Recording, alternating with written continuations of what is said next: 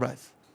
Porque o endividamento da Petrobras de 2003 a 2015, você sabe quem governou o país nessa época, chegou a 180 bilhões de dólares, 900 bilhões de reais. Passamos a ser a empresa mais endividada do mundo. Por quê? Refinarias começaram a ser feitas, 3 não concluídas. Compra-se Passadina, que era um ferro velho. Compra-se plataformas e não chegam. Preços superfaturados. Loteamento político da diretoria da Petrobras. Então tinha que estancar a hemorragia. Estancou. Daqui para frente, se tiver que mudar, vai mudar, mas com responsabilidade. Agora, não precisa mudar o PPI. Como eu disse para você, o PPI não é o reajuste imediato.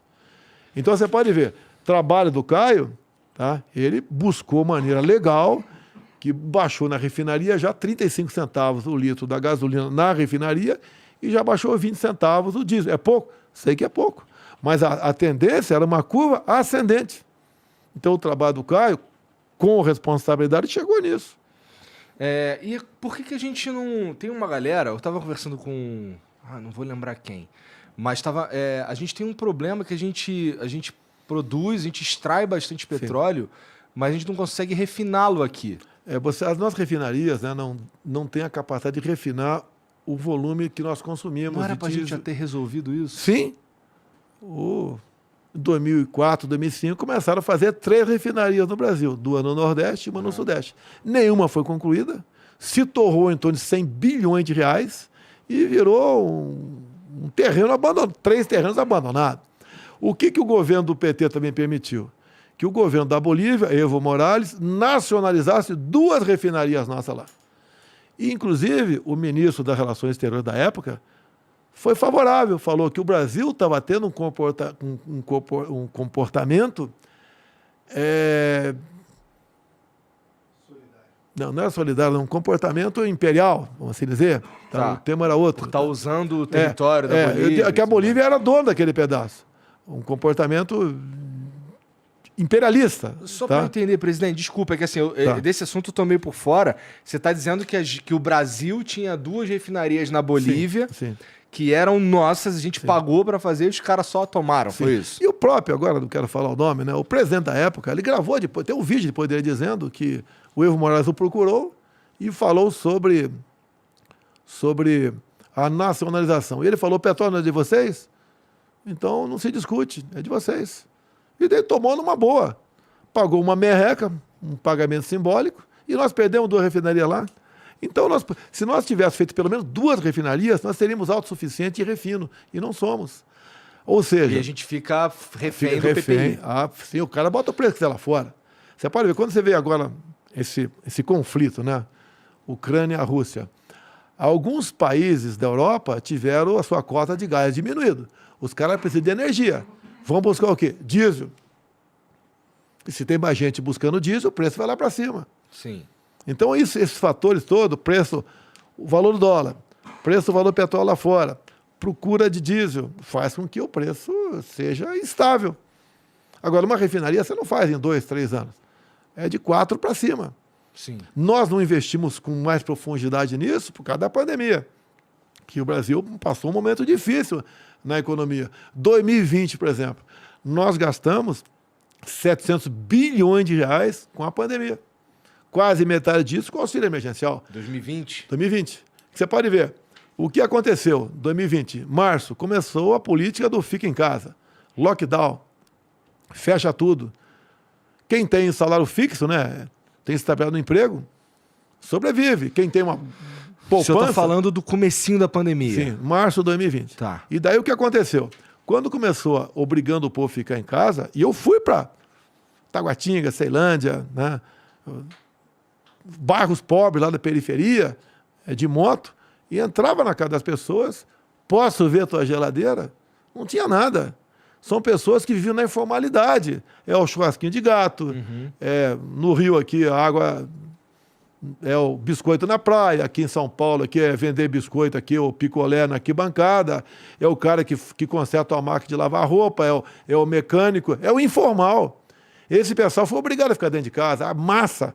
Nós levantamos naquele momento 38 milhões de pessoas. Vamos viver do quê? Eu chamei o ministro da Defesa. temos condições de garantir da lei da ordem que esse pessoal vai para a rua, com fome. 38 milhões de pessoas que não tem mais seu ganha-pão, vão para a rua.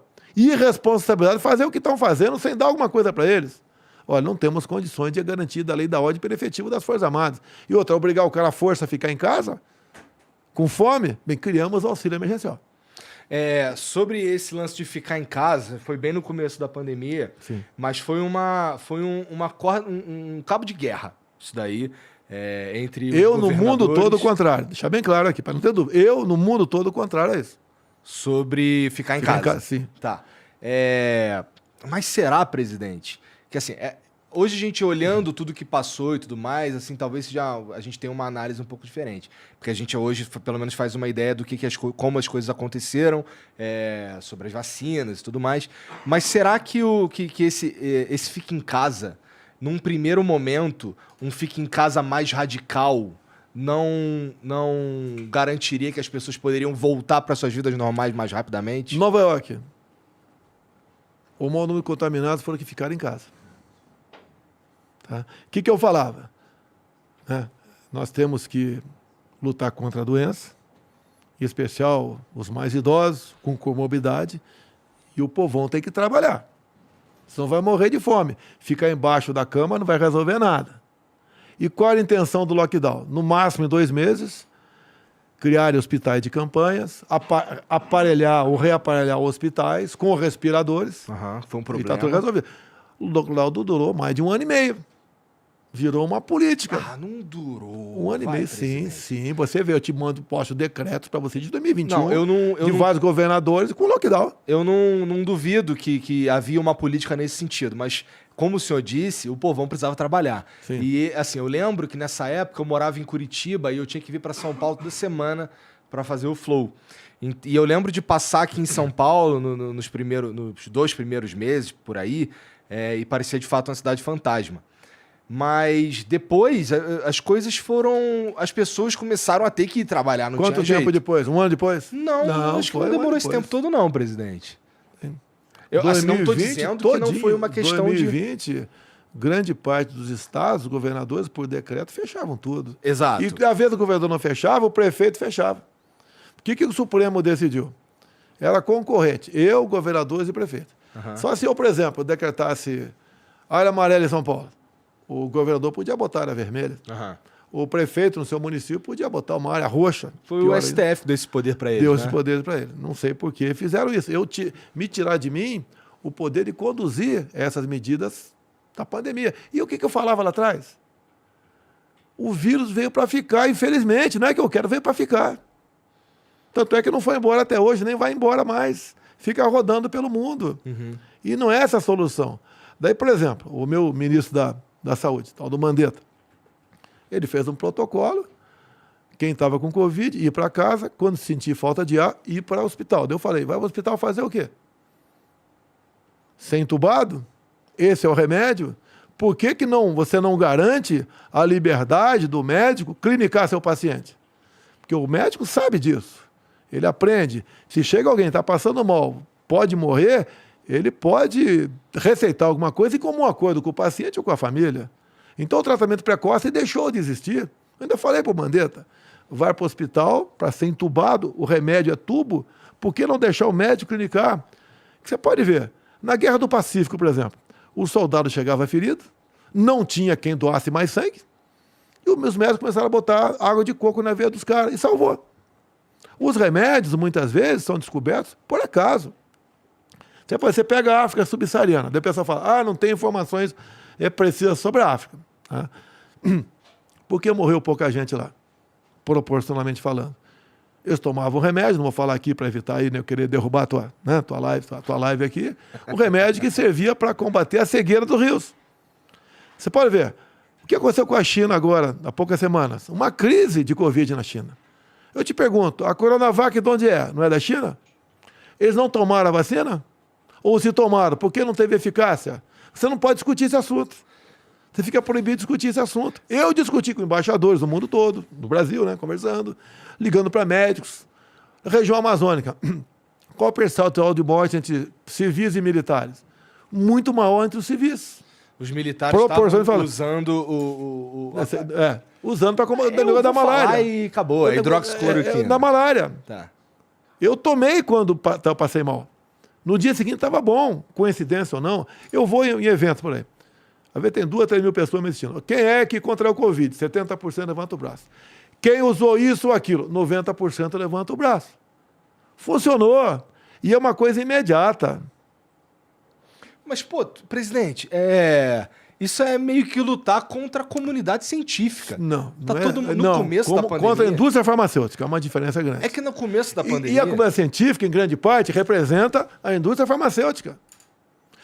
Isso chama de liberdade. Mas é que eu conversei com vários cientistas aqui, inclusive a Esther Sabino, que foi uma brasileira, que foi uma das primeiras, se não me engano, a primeira a sequenciar o coronavírus e tal. E ela estava falando sobre esses remédios aí, que no início, que as pessoas não sabiam como lidar com o corona, foram feitos diversos testes com remédios, e a hidroxicloroquina, a azitromicina, esses remédios aí, eles chegam com uma proposta de, esse remédio serve para outra coisa, mas parece que ele diminui a carga viral, qualquer coisa nesse sentido aí que eu também não vou saber com certeza, aí pesquisem, tá? Nem mesma coisa das máscaras, tirar a máscara, botar a máscara, não sei direito como é que funciona. Mas depois, assim, começaram a surgir os estudos dizendo que o lance esses remédios, eles não têm uma relação direta entre ficar bom ou não. Pode ser que não tenha nenhuma mesmo, né? Pode ser. Pode ser um placebo? Pode ser. Mas chama-se liberdade médica, autonomia médica, que foi também castrado essa questão. Você quer ver? Quando se fala em vacina, me acusam de não ter comprado vacina. Em 2020, quando é que começou a primeira vacina? Em dezembro, no Reino Unido. A Pfizer, eu vi o presidente da Pfizer dizendo que estava em negociação com o governo brasileiro desde maio, eu acho, 2020. Sim. Né? 2020. E aí, como é que foi? Por que olha que só, não... o que acontece? Vai. Eu acredito que 90% do pessoal que está me ouvindo aqui não lê a bula de remédio. Eu não leio. Tá? Se eu não ler. Agora, eu li a bula, que era o contrato da Pfizer. Tá. Em 2020, estava escrito lá, um dos itens, não nos responsabilizamos por qualquer efeito colateral. Falei, peraí. Mas isso não é padrão? Não. Tipo, os Estados Unidos assinam uma parada Ninguém é dessa. contra a vacina. Eu tomei um montão de vacina na minha vida. Essa agora é uma vacina experimental. Uhum. Quem está fabricando não se responde, que efeitos colaterais são esses? Daí eu lancei aquela do jacaré. Pelo amor de Deus, cara. Uma figura de linguagem. O mundo caiu na minha cabeça. Eu já falei algumas vezes aqui, não é porque o senhor está na minha frente, não, mas eu já falei aqui que tem tanta coisa para criticar isso, daí não me parece ser uma melhor delas, né? Eu poderia falar outro bichinho qualquer, né? Quem sabe fosse mais simpático, tá certo? Mas figura de linguagem, o mundo caiu na minha cabeça. Castraram a liberdade do médico. Inclusive teve um projeto de lei do senador, agora vale a pena tu ouvir, do senhor Omar Aziz, que eu dei uma força no projeto de lei dele. Ele condenava até 3 anos de cadeia o médico que receitasse qualquer coisa fora da bula. Até a vovó, né, o chazinho da vovó, ia ser condenado. E tem muito remédio que você usa para uma coisa hoje, mas é recomendado para outra. Sim. Então ele queria 3 anos de cadeia. Agora, o Omar Aziz tem uma história bacana. Eu podia ter acabado com a CPI logo no começo. Chegou lá uma medida provisória nossa, tratando desses assuntos, e daí ele entrou com uma emenda... juntamente com o deputado federal Renildo Calheiros, irmão do Renan Calheiros, a mesma emenda, dizendo o seguinte, né, que prefeitos e governadores podiam comprar qualquer vacina no mundo, sem certificação da Anvisa e sem licitação. E quem ia pagar a conta era o governo federal. Se eu faço vista grossa ou deixo aprovar, estava sendo feita a festa de muitos governadores e prefeitos. Então tem muita gente honesta, não ia fazer isso aí. Tá? Deixa bem claro isso aí. Imagine a festa que ia ser. O consórcio do Nordeste, são 9 governadores, já fizeram a festa. Quando a gente mandava dinheiro para lá, tu lembra dos 50 milhões para comprar respiradores? Via Carlos Gabas, que quase foi ministro da Defesa do governo Dilma. Tá? Ele pegou 50 milhões e comprou, entre aspas, gastou com uma casa de maconha, gastou 50 milhões e não recebeu um só respirador? Carlos Gabas. Carlos Gabas, você pode ver. Isso foi... Eu vi que eles tinham negócios ligados à maconha, mas que, uma casa de maconha. mas que eles fizeram isso daí. Vou anotar aqui para dar uma pesquisada depois. Tá. Então o que acontece? Gastaram 50 milhões, pagaram, não receberam um só respirador. Quantos nordestinos que não morreram por falta de ar por essa irresponsabilidade? E na CPI, quando um senador lá, isento, entrou com um pedido para convocar o Carlos Gabas, o que o Renan Calheiros fez? Não estamos aqui para apurar desvio de recursos. Essa é a briga que a gente enfrentava. A turma do Renan, de Omar Aziz, de Randolfo Rodrigues, queria, naquele momento, comprar vacina a qualquer preço, em qualquer lugar do mundo. A Anvisa fora. Queria até dar um prazo de 48 horas para a Anvisa decidir. Tá? E sem licitação. E daí o que acontece? Como eu estou brigando contra isso, quando o Congresso, em março do ano seguinte, aprovou um projeto de lei, que virou lei,